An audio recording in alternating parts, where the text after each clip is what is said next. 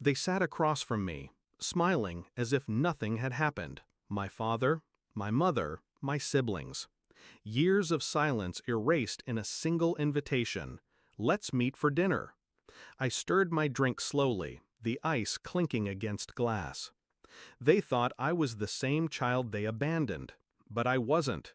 The divorce tore us apart. Not equally, surgically.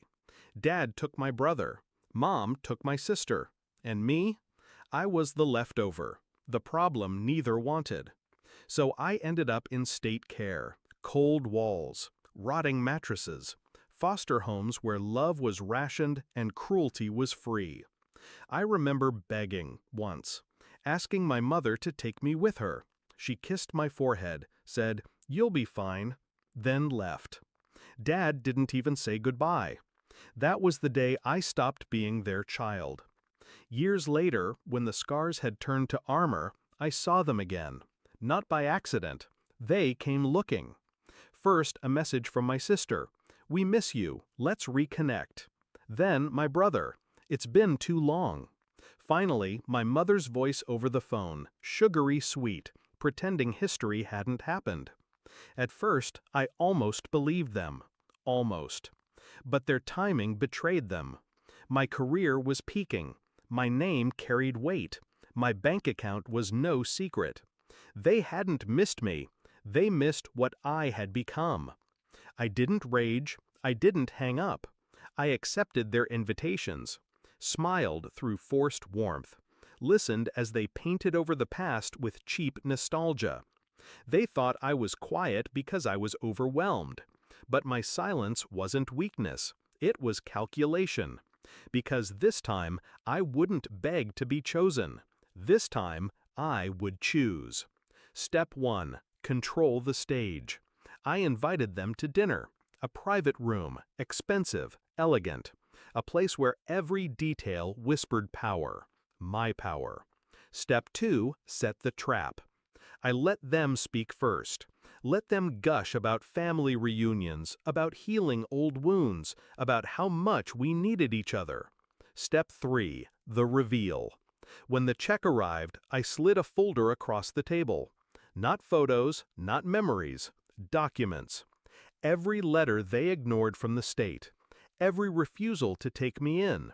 Every record of abandonment signed by their hands. I had kept it all, the proof of what they did. My father's jaw clenched as he flipped through the pages. My mother's smile faltered, trembling. My siblings glanced at each other, panic bleeding through their polished faces. "Do you know what it's like," I said quietly, "to sit in a foster home on your birthday, waiting for parents who never come?" No one spoke. They couldn't. "You abandoned me," I continued, "and now you want back in because I have something you want. But you don't even know me anymore." I leaned forward, my voice steady. "You abandoned a child, but I'm not a child anymore. I'm the consequence." They tried to recover. Excuses spilled out. "We did what we thought was best. You don't understand the pressure. We always loved you." I let them talk, each word digging their grave deeper. Then I stood, dropped enough cash on the table to cover the bill, and left the folder behind. "Read it carefully," I said at the door. "It's the last family history you'll ever have of me."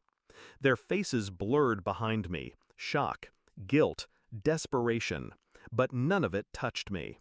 In the days that followed, messages poured in, apologies, pleas, promises to do better.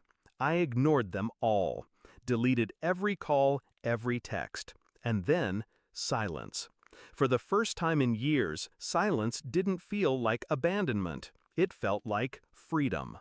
They thought I was the same child they left behind, the one who cried at the window, waiting for someone to come back. But that child is gone. They killed him when they walked away.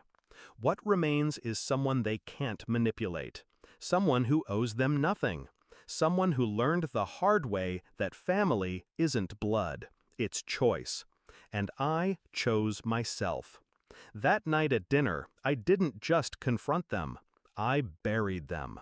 Not in anger, not in hate, but in truth. And the truth is, they no longer have a son. Not because they lost me, because I erased them.